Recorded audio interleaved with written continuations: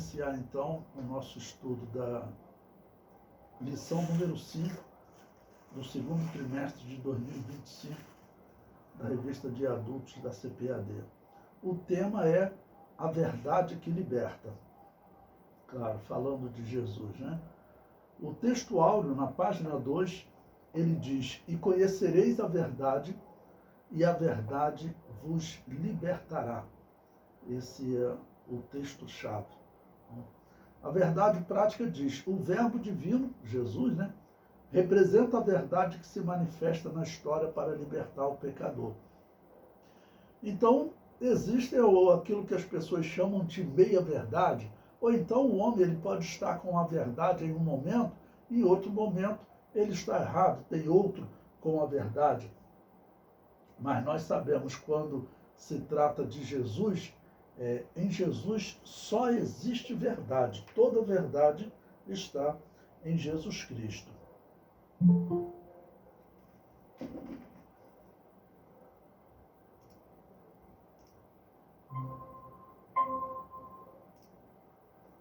Pois bem, prosseguindo.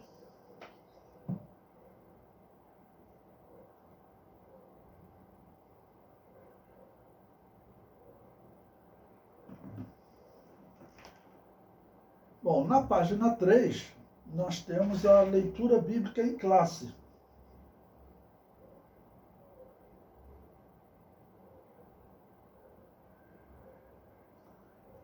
Ela está em João capítulo 7, versículos 16 até o versículo 18,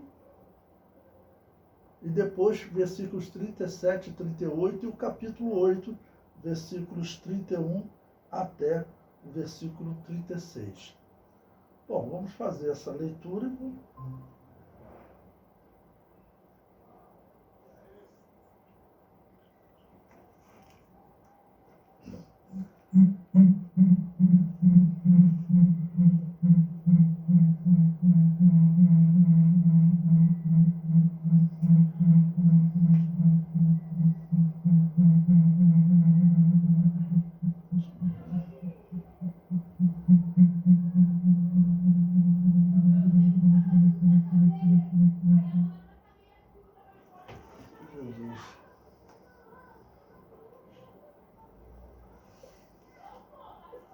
Pois bem, João capítulo 7, versículo 16 diz: Jesus respondeu e disse-lhes: a minha doutrina não é minha, mas daquele que me enviou. Quando Jesus está falando assim, ele está falando como homem, porque como Deus, ele é aquele também que deu a ordem, né, gerou esse homem, vamos dizer, no ventre de Maria. Por isso que ele aparece muitas vezes na Bíblia com um título duplo. Por exemplo, ele é o cordeiro, ele é o leão. Ele é o sacerdote e ele é o sacrifício. Então ele é também aquele Deus que enviou, tá bom? Que gerou uma criança no ventre de Maria, e ele é também esse Deus. Tá bom? Então ele é Deus e ele é homem. Isso é um grande mistério para nós, mas é assim que a Bíblia descreve. Versículo 17. Se alguém quiser fazer a vontade dele, do Pai, pela mesma doutrina, conhecerá se ela é de Deus ou se eu falo de mim mesmo. Bom, falar de doutrina, vamos sempre lembrar, no Novo Testamento havia um mau exemplo generalizado de interpretação da doutrina, tanto dos sacerdotes quanto dos rabinos. O grande representante dos sacerdotes era um saduceu, que não acreditava na integridade das Escrituras. Era o que chamamos hoje de um liberal teológico. Acredita só em parte da Bíblia, que para eles era o Antigo Testamento. E o outro, que eram os rabinos, o grande rabino daquela época, Gamaliel, ele interpretou errado sobre a vinda do Messias. Era para ele ter afirmado que o Messias estava na hora dele vir, segundo a profecia. Então o erro foi generalizado. Versículo 18. Quem fala de si mesmo busca a sua própria glória, mas o que busca a glória daquele que o enviou, esse é verdadeiro e não há nele injustiça. E no último dia, o grande dia da festa, Bom, Jesus estava na festa dos tabernáculos. Eu vou explicar mais abaixo o que é essa festa. Jesus pôs-se em pé e clamou, dizendo: se alguém tem sede, que venha a mim e beba. Quem crê em mim, como diz a Escritura, rios de água viva correrão do seu ventre. É uma promessa de que todos nós que realmente entregamos a nossa vida a Jesus, as nossas palavras passam a ser vida, né? Então, simbolizado aí na água viva. Capítulo 8, versículo 31. Jesus dizia, pois, aos judeus que criam nele: se vós permanecerdes na minha palavra, sereis meus discípulos, e conhecereis a verdade, e a verdade vos libertará. Bom, quando você lê o contexto, você vê que tinham judeus que estavam crendo e outros diziam: não, ele é um farsante, o que ele está falando não é verdade. Então Jesus se dirige àqueles que criam nele. E mesmo esses, eles vão questionar o fato de Jesus dizer que eles são escravos. Olha, versículo 33. E responderam-lhe: somos descendências de Abraão e nunca servimos a ninguém. Como dizeis tu, sereis livres? Uma grande tolice, né? Eles falarem isso. Nos dias do Novo Testamento, eles serviam aos romanos. Isso é fato. E antes dos romanos, eles serviam aos gregos.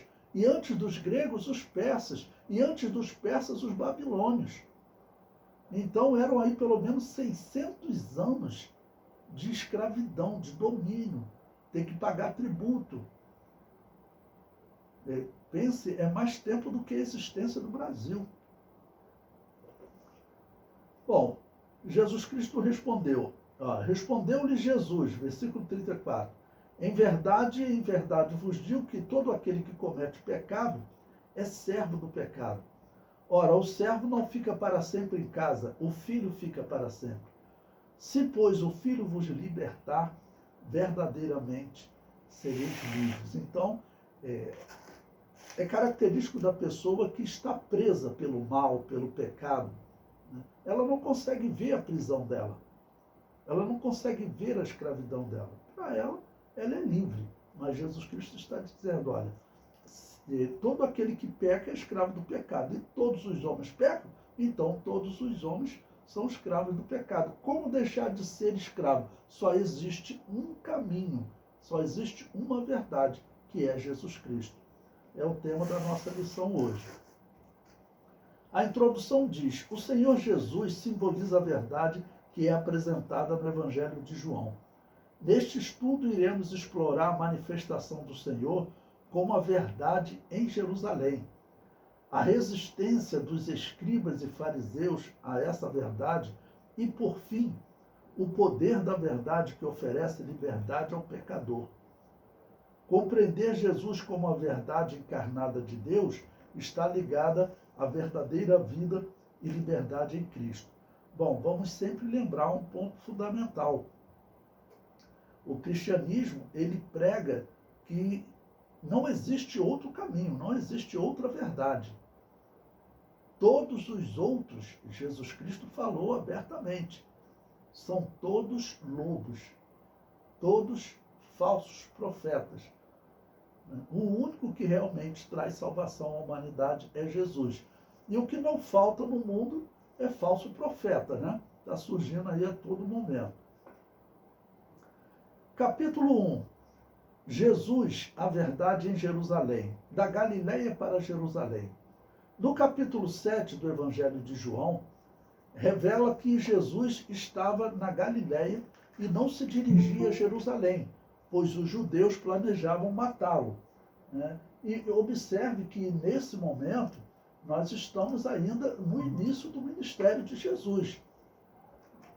Ele participou de uma Páscoa, ok? Podemos dizer que estamos na metade do ministério de Jesus, talvez um ano, um pouco mais. Mas os judeus já estavam decididos a matá-lo. Prosseguindo na página 5. Apesar dos conselhos dos seus irmãos para que subisse a Jerusalém, Jesus tinha plena consciência de que não era sob a influência deles que ele iria à Cidade Santa, mas sob a orientação do Pai. Né? Quando você lê o contexto, você vai ver que os irmãos dele Assim falaram até uma palavra pesada para ele, que ele deveria ir para a festa, porque quem queria aparecer ia para a festa. Como que estão dizendo, você quer aparecer. Ou seja, eles ainda não enxergavam o ministério de Jesus. Depois, o irmão de Jesus, né, Tiago, vai se tornar uma pessoa de destaque, até será, segundo a história, o pastor da igreja de Jerusalém. Não foi Pedro, nem João, nem o Tiago, irmão de João, que pastoreou a cidade, a igreja de Jerusalém. Quem ficou pastoreando lá foi o Tiago, irmão de Jesus. O comentário prossegue. Assim, em obediência ao Pai, em todas as situações, Jesus subiu discretamente a Jerusalém durante a festa dos tabernáculos. Ao afirmar que o seu tempo ainda não havia chegado, Jesus referia-se ao momento que se entregaria aos seus inimigos e seria crucificado, morto e sepultado para cumprir a justiça divina. Eis que vamos para Jerusalém, e o Filho do Homem será entregue aos príncipes dos sacerdotes e aos escribas, e condená-lo-ão à morte. O item 2, ele fala sobre a festa dos tabernáculos. Eu fiz um comentário abaixo, para nós ganharmos tempo. Na página 7, eu comento aí, olha, a divisão do povo em relação à verdade da mensagem de Jesus. Nesse Evangelho de João, mesmo nesse capítulo 7, eu separei 2 versículos aí para nós analisarmos. Veja, capítulo 7, versículo 12. E havia grande murmuração entre a multidão a respeito dele. Diziam alguns, ele é bom, e outros diziam, não, antes engana o povo. Provavelmente esses que estão dizendo não, essa rejeição, na sua maioria, estava nas autoridades. A pessoa, quando está numa determinada posição, que Herodes colocava ele lá, ou então o sumo sacerdote, ou algum sacerdote, alguma autoridade, você fica de alguma maneira presa àquela pessoa. Então, as autoridades todas criticavam Jesus, porque Jesus estava chamando Herodes de raposa, né? E também criticando sacerdotes e fariseus. E eles começaram a reagir. Então, esses que rejeitam aqui, e dizem que ele engana o povo, muito provavelmente são sacerdotes, escribas, fariseus. Não? Mas coloquei também João 7,40, que diz, então muitos da multidão, ouvindo essa palavra, diziam, verdadeiramente este é o profeta. E isso significava o quê? O profeta, nesse caso, era como sinônimo do Messias. Esse é verdadeiramente o Messias. Sempre lembrando que todo esse diálogo, ele acontece em aramaico. O texto que nós temos, ele está em grego. Então, não tem como nós sabermos perfeitamente qual foi a palavra que eles usaram no original, no diálogo. Então, João usou uma palavra que tem um significado semelhante em grego. Profeta significa porta-voz, ou seja, o porta-voz de Deus. Bom, vamos agora para explicar sobre o tabernáculo. Todo esse tópico 2, ele faz parte, né, a verdade na festa dos tabernáculos. O que significa essa festa? Eu coloquei na página 8 um comentário em verde. Essa festa, ela tem um simbolismo profético. Para você saber, o tabernáculo, a festa dos tabernáculos, ela simboliza o momento em que Israel vai se converter e o Messias reinará sobre eles. Essa interpretação é assim geral. Até os rabinos acreditam assim.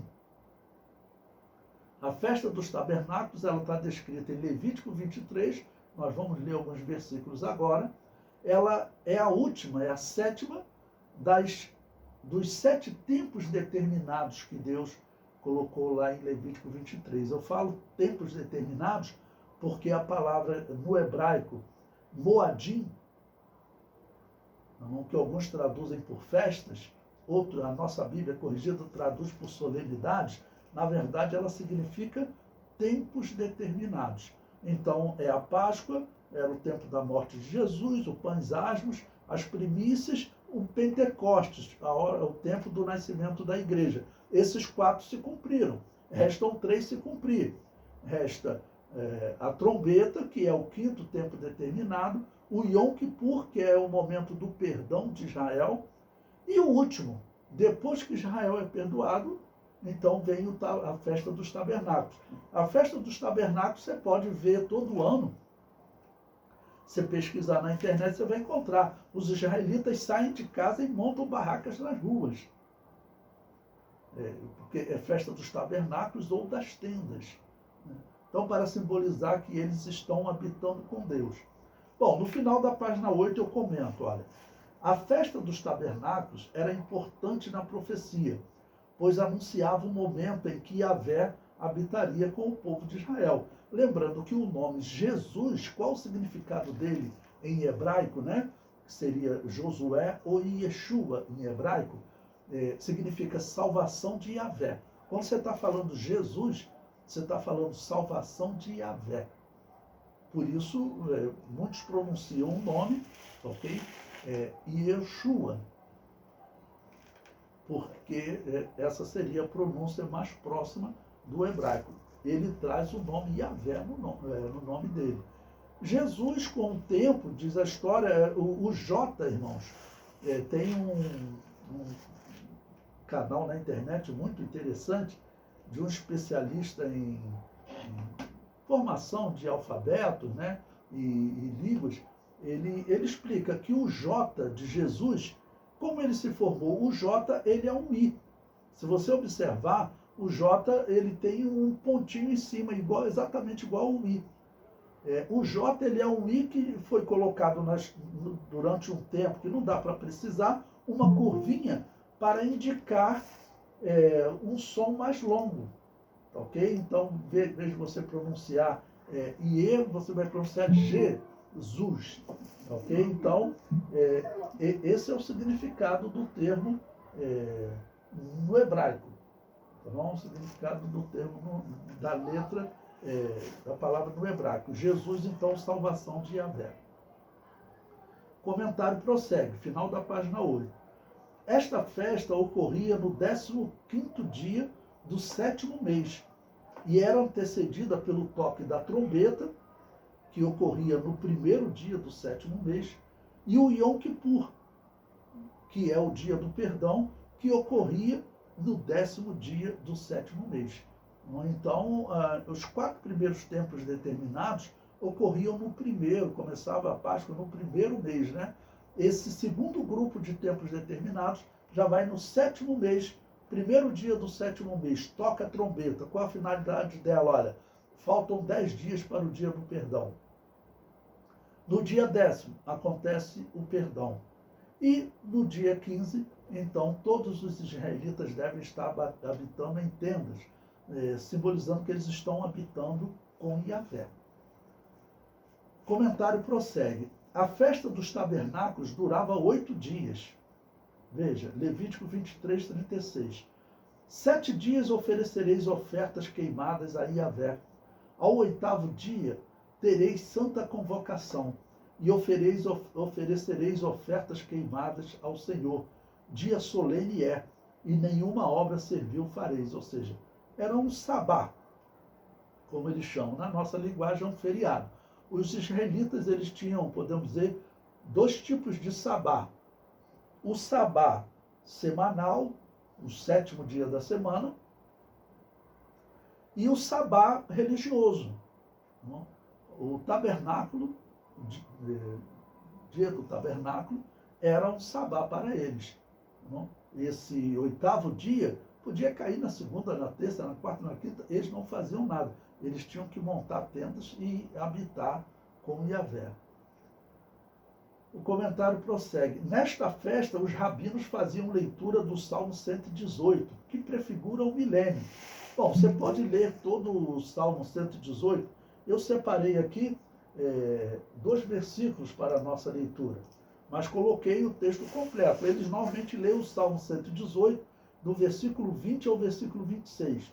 Eu separei os versículos 25 e 26. Bom, então, nesse dia, quando Jesus chega no tabernáculo, lá em Israel, na festa dos tabernáculos, no tempo determinado dos tabernáculos, qual era o texto de meditação que os israelitas, principalmente os rabinos, estavam fazendo? Esses dois versículos se destacam. Eles dizem, estamos na página 9. Ó, salva, Hosana, Yahvé, nós te pedimos. Ó Yahvé, nós te pedimos, prospera. Bendito aquele que vem em nome de Yahvé. Nós vos bendizemos desde a casa de Yahvé. Vocês se lembram que Jesus, num determinado momento, faltando aí uma semana para ele ser morto, ele entrou em Jerusalém e o povo saudando ele no caminho, tá bom? Com palmas, porque se você ler lá em Levítico 23, era assim que eles deveriam, nesse dia, saudar Yahvé, e eles sabiam, né? Aqui para nós temos que procurar um dicionário, mas eles sabiam que Jesus é Josué, e Josué significa salvação de Yahvé. Esse é o significado do nome. Então, aqueles que creram, eles receberam Jesus dizendo, bendito aquele que vem em nome de Yahvé, bendito aquele que vem em nome do Senhor, na nossa tradução. Mas, como eu sempre digo para vocês, o povo falava grego? Não. Então, apesar de nós termos o texto em grego, mas certamente eles falaram em hebraico. Bendito aquele que vem em nome de Yahvé. Se fosse em grego, provavelmente estaria bendito aquele que vem em nome de Deus, em nome de Deus, tá bom? Ou em nome do Senhor, Kyrios. Mas eles falando em aramaico, que é muito próximo do hebraico, certamente eles usavam o termo Yahvé, que é o nome de Deus. Sempre eu falo para vocês e vou repetir, os judeus na história cometeram o erro de parar de usar o nome Yahvé, com a desculpa de que esse nome é muito santo e para não correr risco de usar esse nome em vão, não vamos nem usar mais. Isso está errado. Eu já vi pessoas elogiando, mas isso está errado. É como se você chegar para o cristão e dizer, olha, o nome de Jesus é santo, você não pode usar ele em vão, então nem use o nome Jesus. Isso está errado. O nome de Jesus, ele traz autoridade para o cristão, autoridade sobre as enfermidades, não? Autoridade sobre os demônios. E lembrando, o nome Jesus, ele também tem Yahvé no nome, é salvação de Yahvé. Então, o certo seria o israelita honrar o nome de Deus, Yahvé, porque Deus se apresentou com esse nome. Lembre-se, a tradução de Êxodo, quando Deus se apresentou a Moisés, o que está lá? Eu sou. Essa é a tradução mais próxima do nome Yahvé, a tradução mais aceita. Por quê? Significa aquele que opera no presente. Isso é uma mensagem para você pregar 10.000 sermões, porque ele está dizendo, olha, eu sou o Deus do presente, eu sou, não é do passado. Os egípcios contavam as lendas do que os seus deuses tinham feito no passado. O que eles faziam no presente? Nada. Então eu vou mostrar, Moisés, para você e para esse povo, que eu sou o Deus do presente. O significado é esse, aquele que age no presente.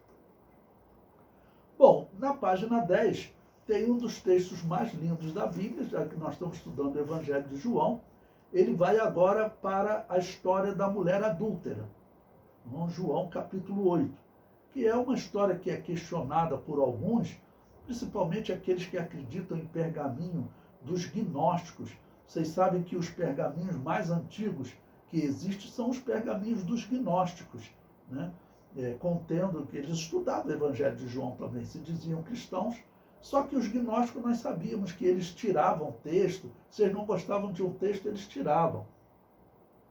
Existe isso na história, que teve um gnóstico chamado Marcion, que ele fez isso no Evangelho de Lucas, tirou alguns textos. Então, alguns dizem que os pergaminhos mais antigos não têm essa história da mulher adúltera, mas isso não é verdade, não. Porque os pergaminhos mais antigos que eles dizem, eles citam 2 pergaminhos gnósticos, que foram encontrados numa biblioteca gnóstica. Você vai utilizar esses pergaminhos? De jeito nenhum.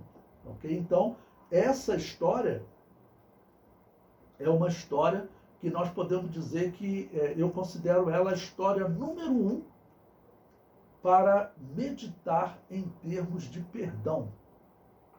Porque nessa história, o que você vê? Você vê homens acusando uma mulher, dizendo que ela foi pega no próprio ato do adultério. E Jesus Cristo questiona eles, dizendo: quem não tem pecado, ou quem não tem parte neste pecado, que atire a primeira pedra. Por quê? Eles tinham parte naquele pecado. Porque eles deveriam ter trazido o homem. Mas eles discriminavam as mulheres e trouxeram sua mulher. E claro, o Espírito Santo ali falou na consciência de cada um deles: você errou de acordo com a lei. E lembre-se, estou dizendo, conjecturando, o que o Espírito Santo falou na mente dele, né? E lembre-se, se você cumprir toda a lei e tropeçar em um ponto, você é condenado por toda ela, você é culpado.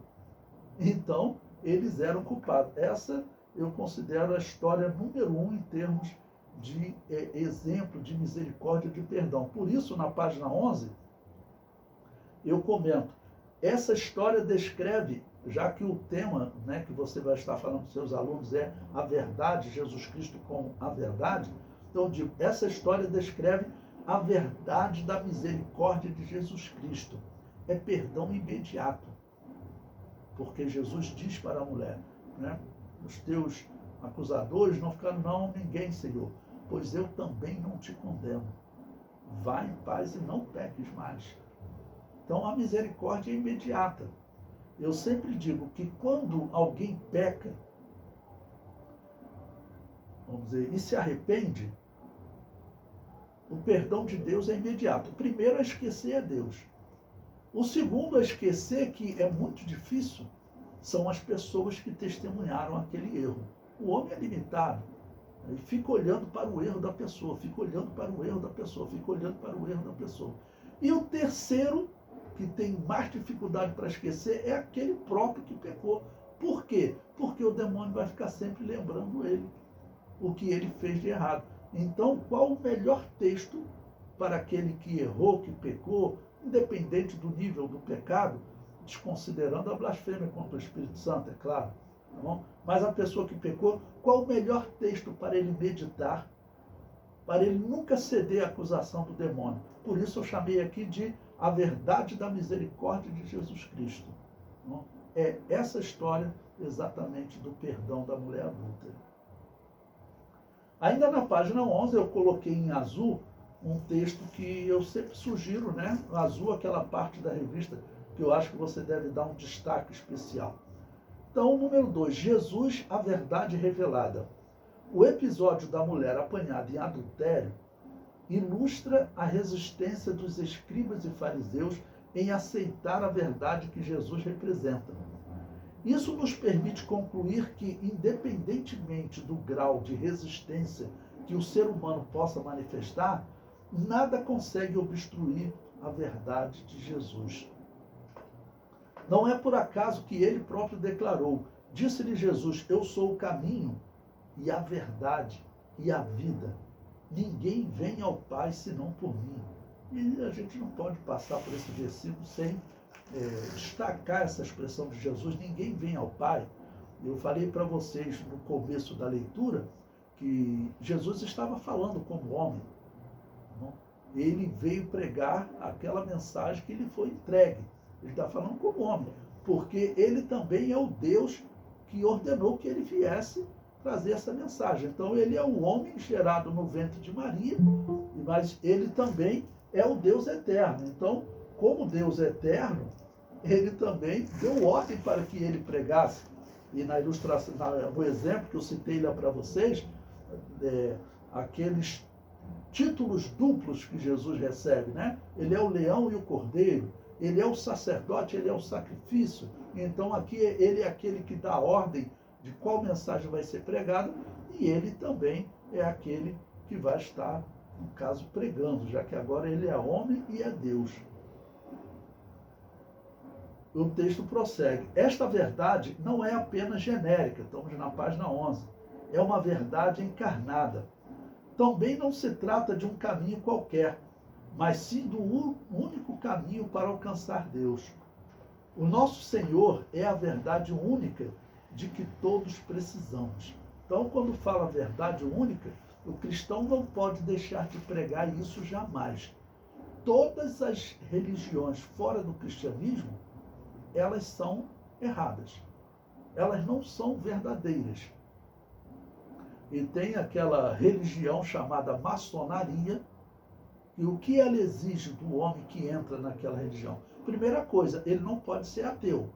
Ele tem que acreditar em Deus. Então, ele, quando entra na maçonaria, ele acredita no Deus que ele acreditava, pode ser até o Deus da Bíblia, pode ser o Deus dos muçulmanos, o Deus, né, dos budistas. Ele acredita, continua acreditando nesse Deus, e a partir de agora ele começa a honrar um novo Deus também, que é chamado de Baphomet, que é, na verdade, o próprio Satanás. É claro que o cristão que entra por esse caminho, o Deus da Bíblia, Yahvé, se separa dele. Ele não vai mais ter comunhão com Deus. Tá bom? Então, esse é mais um caminho mentiroso. Todo caminho fora de Jesus é mentira. E isso nós sabemos que causa problema para o cristão, mas o cristão não pode deixar de falar. Se o cristão começar a se associar e aceitar as outras religiões como verdadeiras, ele deixa de ser cristão. Se ele não se pronunciar dizendo que aquelas outras religiões não são verdade, se ele não fizer isso, ele está envergonhando o cristianismo, porque Jesus Cristo falou bem claro, o texto citado aqui, eu sou o caminho, a verdade e a vida. E ele vai dizer em outro momento, todos que vieram antes de mim eram ladrões e salteadores. E é claro que a pessoa que segue uma outra religião, budista, ele não vai gostar de ouvir isso. Qualquer outra religião não vai gostar de ouvir isso.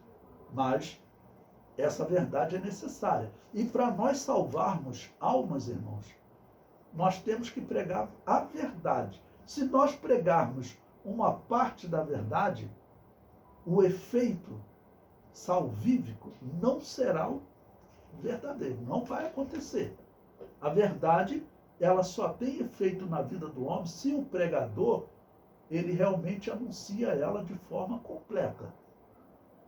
Não existe meia verdade, tá ok? Bom, o capítulo 3, Jesus, a verdade que liberta o pecador. O item 1, a verdade que liberta.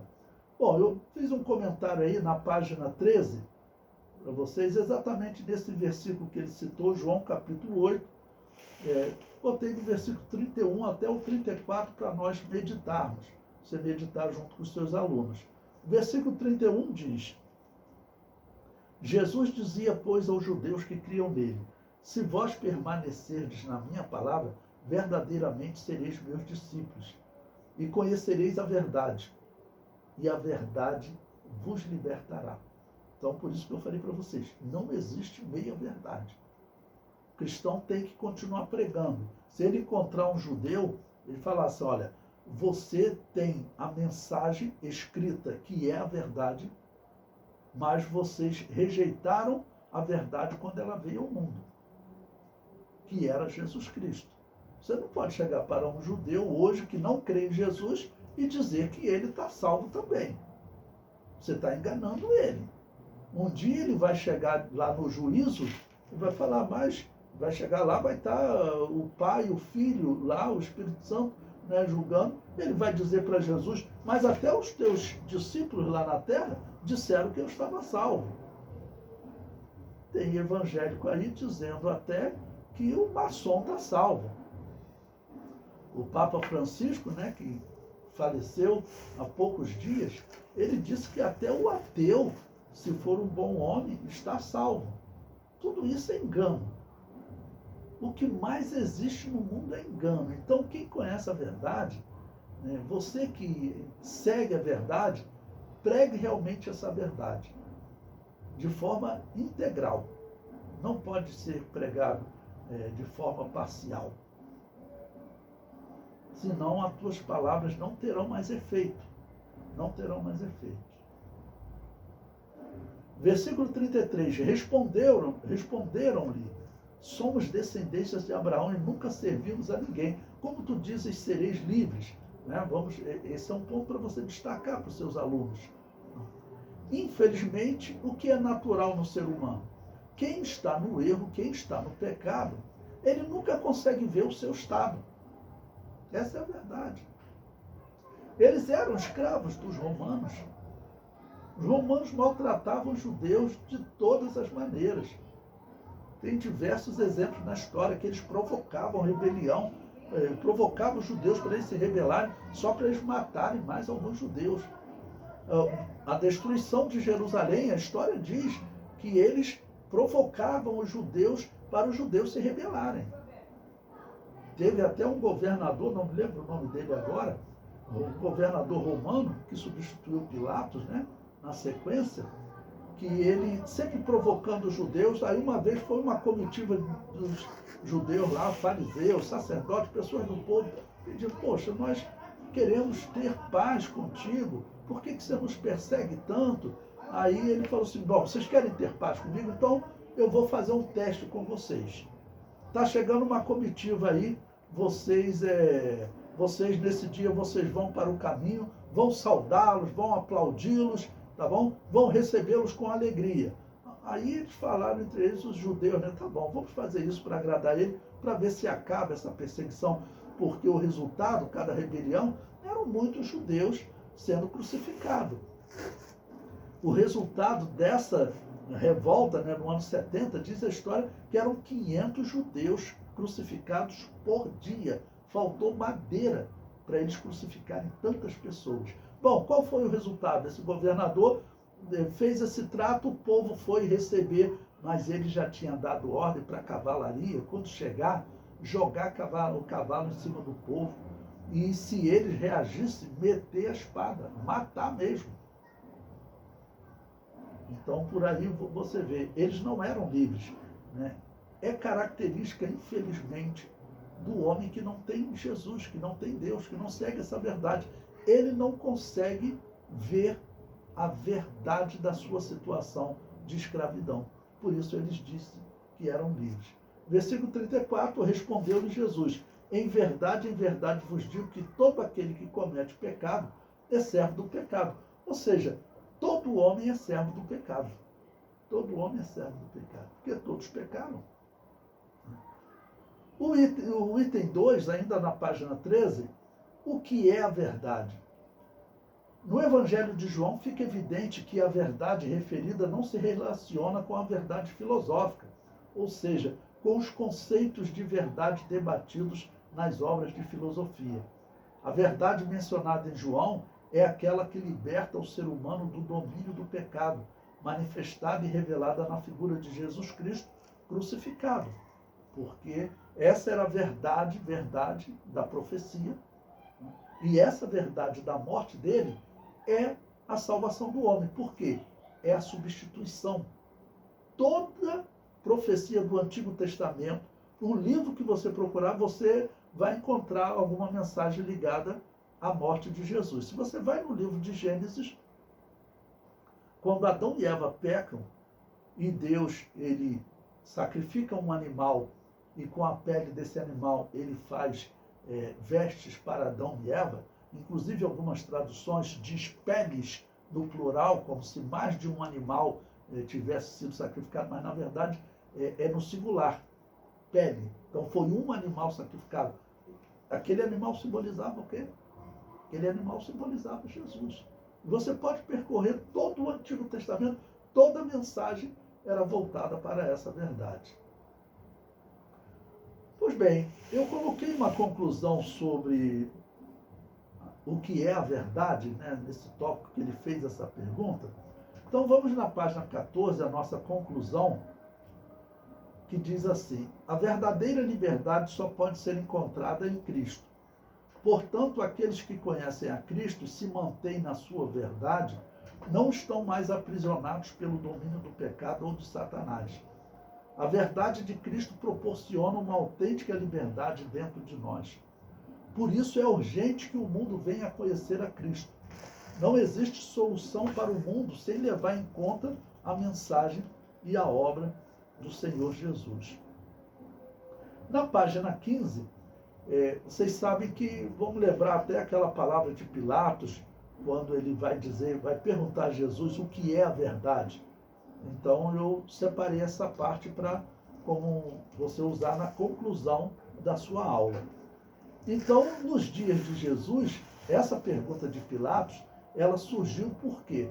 Porque cerca de 300 anos antes, eu coloquei aí o filósofo grego Pirro de Elis, que viveu entre 360 e 270 a.C., ele fundou uma escola de filosofia, que o nome da escola de filosofia, para você entender, era chamado os céticos. Se você for procurar o significado etimológico de cético, você vai ver que significa pesquisador. Esse é o significado de cético, tá bom? Significa pesquisador, tá bom? Mas o que ocorre? Na história, esse Pirro de Elis, ele fundou essa escola de filosofia e chamou de os céticos, os pesquisadores. Só que a principal filosofia, a principal ideia dele era ligado à mensagem de que não existe verdade, ou não existe verdade absoluta. Ele estava dizendo que o homem jamais alcançará o conhecimento final em todas as coisas. O significado mesmo do pensamento filosófico dele, eu considero até correto. Até hoje, o homem, a cada dia, ele está descobrindo coisas. Agora, recentemente, descobriu que o que ele falava sobre o universo, sobre as galáxias, tempo de existência da galáxia, está tudo errado. Foi o que o telescópio James Webb mostrou. Então, a cada dia, o homem está descobrindo que ele, na verdade, nada sabe. Ok? Porém, a filosofia de Pirro de Elis foi usada de uma maneira diferente. Ela foi usada só para desacreditar a verdade. E isso é um problema. Isso é um problema. Bom, então eu comento aí. O filósofo grego Pirro de Elis, que viveu de 360 a 270, é considerado o pai do ceticismo, pois defendia que a verdade absoluta é inatingível. Bom, quando o homem busca uma verdade por si mesmo, pode até dizer que é inatingível, ok? Mas, quando nós tratamos da religião, da salvação, se o homem não alcançar o conhecimento da verdade, ele não será salvo. Então, ele tem que alcançar o conhecimento final da verdade da salvação, que é a morte de Jesus Cristo na cruz. Essa é uma questão simples. Mudar de vida, ser uma nova criatura. Esse é o conhecimento final. Ele é atingível, sim. Agora, cientificamente, os homens estão a cada dia descobrindo que realmente eles nada sabem, né? Bom, coloquei 2 versículos para meditação, que é exatamente o diálogo de Jesus com Pilatos, né? Disse-lhe, pois, Pilatos: logo tu és rei? Jesus respondeu: tu dizes que eu sou rei. Eu para isso nasci e para isso vim ao mundo, a fim de dar testemunho da verdade. Todo aquele que é da verdade ouve a minha voz. Disse-lhe Pilatos: que é a verdade? E dizendo isso, voltou até os judeus e disse-lhe: não acho nele crime algum. Mas é importante, praticamente poderia parar quando ele pergunta: que é a verdade? Só que é importante que ele pergunta e ele vira as costas. Jesus poderia responder para ele qual era a verdade. Todo cristão hoje pode responder para ele qual é a verdade. Mas ele faz essa pergunta e vira as costas. Muito provavelmente, Pilatos tirou esse questionamento de Pirro de Elis, porque é um filósofo muito conhecido na história. Um filósofo muito conhecido, exatamente por esse conceito de que o homem jamais alcançará o conhecimento absoluto da verdade, que o conhecimento, a verdade absoluta é inatingível.